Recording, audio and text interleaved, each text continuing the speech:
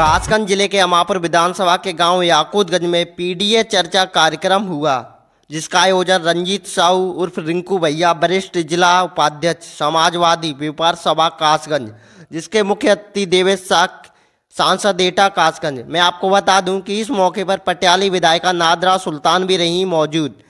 रंजीत साहू उर्फ रिंकू भैया ने देवेश साख जी का शॉल पहनाकर उन फूल मालाओं के साथ उनका स्वागत किया। साहू समाज के लोगों ने छत्रपति साहू जी महाराज की प्रतिमा व फूल माला पहनाकर उनका स्वागत किया। जिलाध्यक्ष विक्रम सिंह यादव, लक्ष्मण सिंह, सत्यवान साक्य, पूर्व प्रत्याशी विधानसभा अमापुर निर्भय यादव ने भाजपा सरकार पर जमकर निशाना साधा। अजय भाटिया की ये खास रिपोर्ट सुनिए देवेश साक्य से लाइव।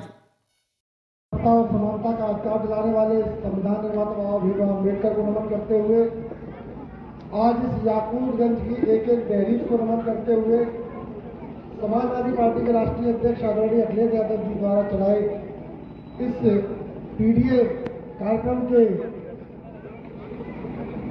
जो संयोजक हैं रंजीत साहू जी, मुनेन्द्र सरदार जी, निर्भय यादव जी, मैं सभी का आभार इसलिए व्यक्त करना चाहता हूं क्योंकि मैं थोड़ा लेट भी हो गया, आप लोगों को इंतजार करना पड़ा, लेकिन इन लोगों ने जिस तरह से मतलब मंडल को सजाए रखा, तो इसके लिए मैं इनका आभारी हूं और आप सभी लोगों से थोड़ी सी देरी के लिए क्षमा चाहता हूं। इस कार्यक्रम में उपस्थित समाजवादी पार्टी के जिला अध्यक्ष बड़े भाई विक्रम यादव जी, इस क्षेत्र की विधायिका आदरणीय नादरा सुल्तान जी, इस विधानसभा के विधानसभा अध्यक्ष दिनेश साक्य जी, इस विधानसभा के पूर्व प्रत्याशी बड़े भाई आदरणीय सत्तर साक्य जी के साथ साथ रफत भाई, जेपी भाई साहब, राजकुमार जी, लक्ष्मण यादव जी और प्रवेंद्र राणा जी, प्रांजल यादव जी के साथ साथ सम्मानित मंच और सामने बैठे पिता बुजुर्ग और नौजवान साथियों, जैसा कि जिला अध्यक्ष जी ने आपको सारी बात बताई, तो मेरे पास बताने के लिए बहुत कुछ नहीं है। मेरे पास केवल मैं आप सभी लोगों का आभार व्यक्त करना चाहता हूं कि 2024 के चुनाव में आपने हमारा साथ दिया और उसका परिणाम ये निकला कि हमें यहां से सांसद बनने का मौका मिला।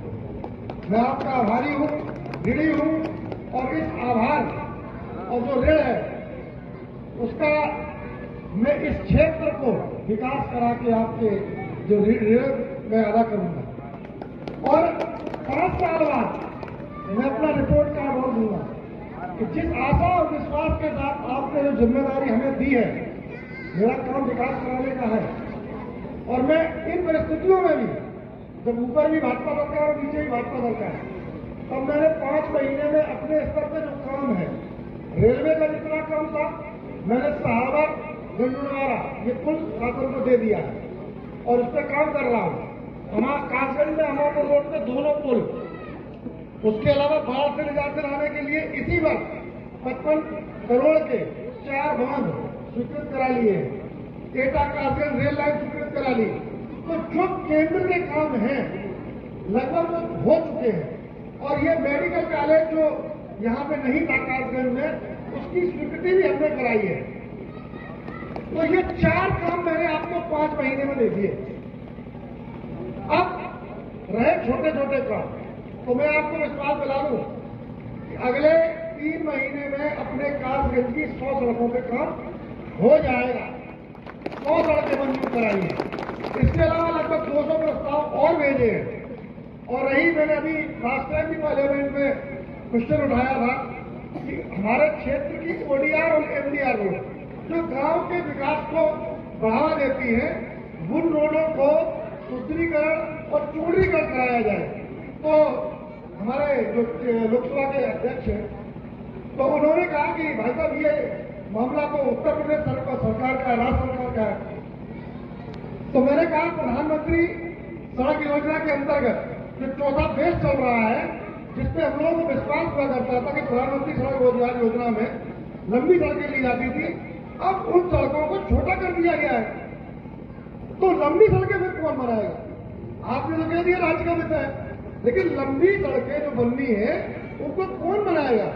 तो जल्दी उनका आंसर दिया जाएगा। और हमारी कही गई बात सरकार गंभीरता से ले रही है और हो सकता है चौथे फेज में हम जो लंबी रोडें हैं उनको स्वीकृत करा लें, जितनी भी अपने क्षेत्र की है।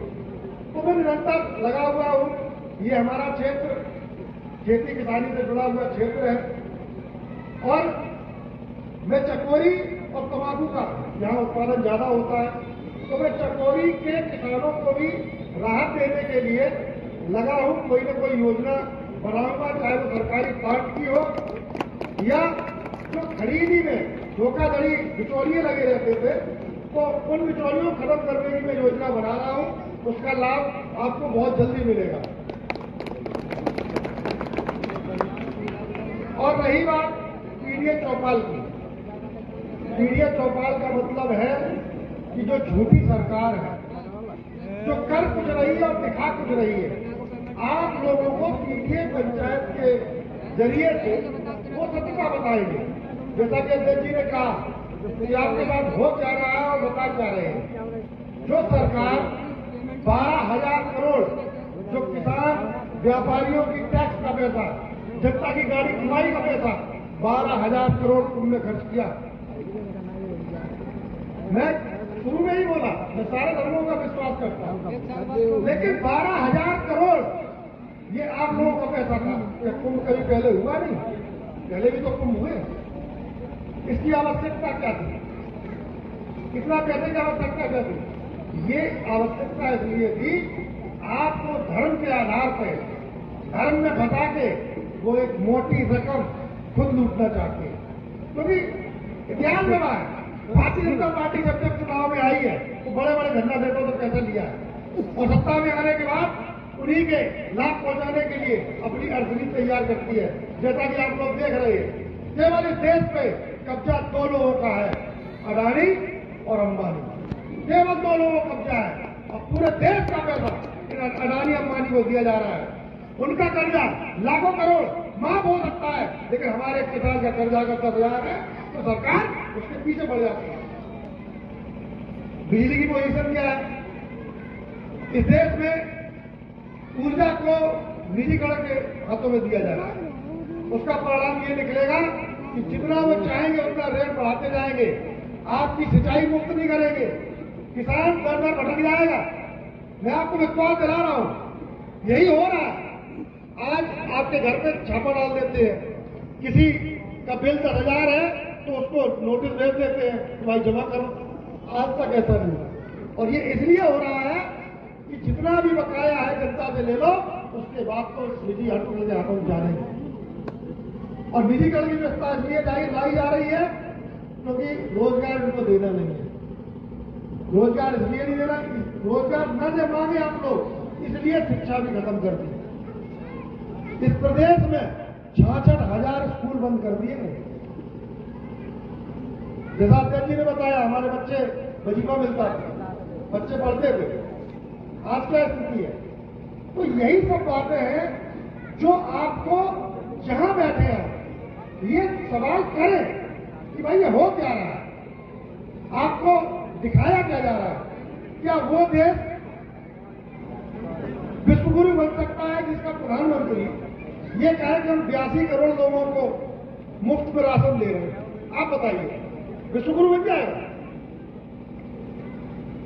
बताओ भाई, जिस देश में 82 करोड़ लोग अपने खाने के लिए मोहताज है, सरकार पे डिपेंड है, वो विश्वगुरु कैसे बन सकता है? आपको भ्रमित किया जा रहा है। डॉलर के मुकाबले पैसा बहुत नीचे आ गया है और ये कैसे बोलते हैं कि पैसा तो वही है, डॉलर बढ़ता चला जा रहा है। ये सोचने की आवश्यकता है। आप लोगों को ये जो अंधभक्त है, आप अंधभक्त मत बनिए। अगर आपको अपने बच्चों का भविष्य बनाना है, अगर अपने क्षेत्र का विकास करना है, तो आने वाले 2027 के चुनाव में समाजवादी पार्टी का साथ दीजिए। और समाजवादी पार्टी का साथ इसलिए दीजिए क्योंकि समाजवादी पार्टी एक ऐसी पार्टी है जो भारतीय जनता पार्टी को उत्तर प्रदेश से फिर उसके बाद इस देश से भगाने का काम करेगी। अगर आप लोग मेरी बात से सहमत हैं तो एक बार दोनों हाथ खड़े करके आप मुझे आश्वस्त कर दीजिए कि आप लोग सब लोग गांव-गांव, गली-गली आप लोग ये चर्चा करेंगे और जो भाजपा के नेता हो उनसे पूछिए, विकास पे बात करिए, शिक्षा में बात करिए, चिकित्सा में बात करिए, स्वास्थ्य में बात करिए, तब हम तुमसे बात करेंगे। ये छलावा लेके आ जाते हो, ऐसे लोगों को आप लोग भगाने का काम करेंगे। इन्हीं शब्दों के साथ मैं आपसे विदा लेता हूँ, क्योंकि शाम भी बहुत हो गई है। नमो बुद्धाय, जय भीम, जय भारत।